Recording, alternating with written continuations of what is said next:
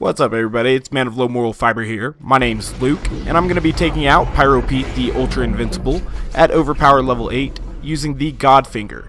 The Godfinger is a pearlescent Jakobs sniper rifle, added by the second Ultimate Vault Hunter upgrade pack, which also brought us Digistruct Peak.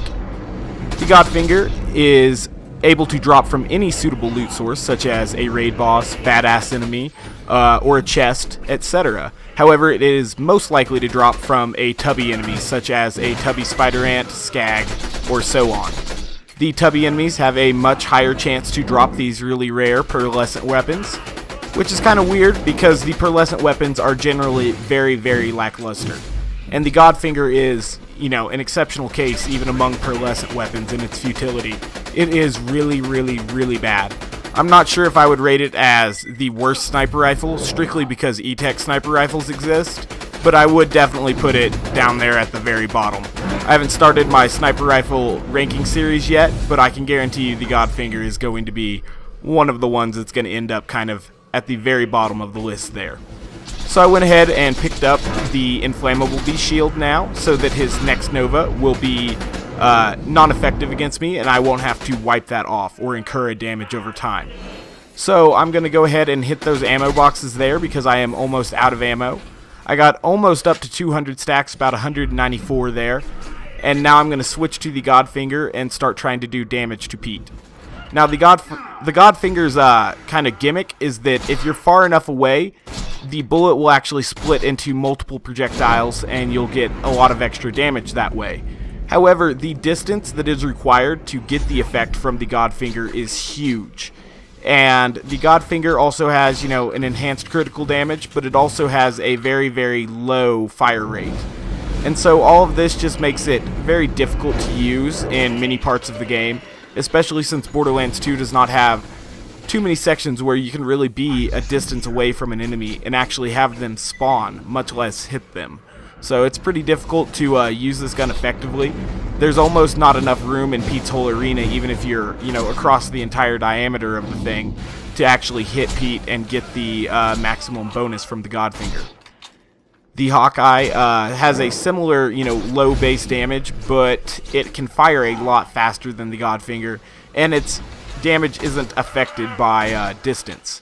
With Zer0 and Critical Ascension and his other sniper rifle damage boost, obviously, base damage is much more important than critical damage because you can stack critical damage a lot easier. And with high stacks of Critical Ascension, base damage and fire rate are the most important thing. Two things that the Godfinger is terrible at.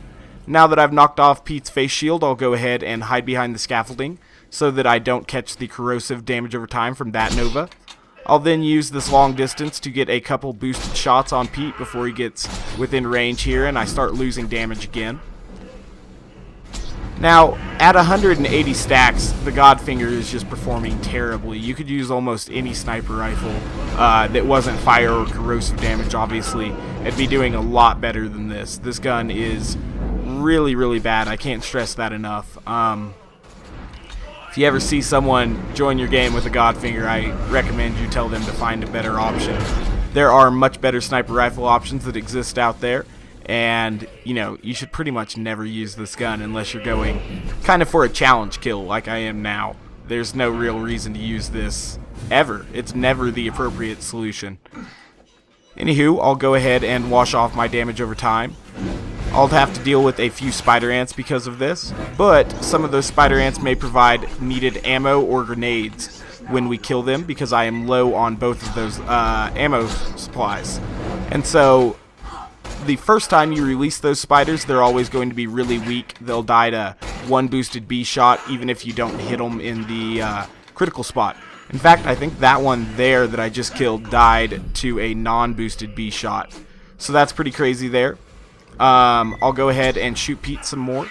Now this little spider here, it's getting close to killing blow range. I threw 5 extra points in killing blow range, and I remember almost not putting my extra points in killing blow. And that would have been a mistake because I used it effectively to help me kill that spider there. Yeah, if you have extra points left over, just go ahead and throw them in Killing Blow. There's always times when Killing Blow is useful. Unlike the Godfinger, there's almost never a time when the Godfinger is useful. After Pete's second orb throwing session. Every time he's going to do a double element nova once you have knocked off his face shield. And so you're going to have to, or depleted his shield, not his face shield rather. We knocked his face shield off at the start of the match with the Trespasser. But after you've depleted his, literal shield, every element's going to be a double nova, and so you will need to hide in order to avoid that. You can't, tank both the novas. There's no dual immunity shield out there. So there you go. We were able to defeat Pete with the Godfinger. This actually took me multiple tries and was kind of irritating me. Definitely wasn't the easiest kill on Pete I've ever done. What's kind of strange, though, is that even the Godfinger is still faster than melee at overpower level 8. At least for me. I think the fastest melee times for Pete at overpower level 8 are well under 6 minutes, but I'm not sure.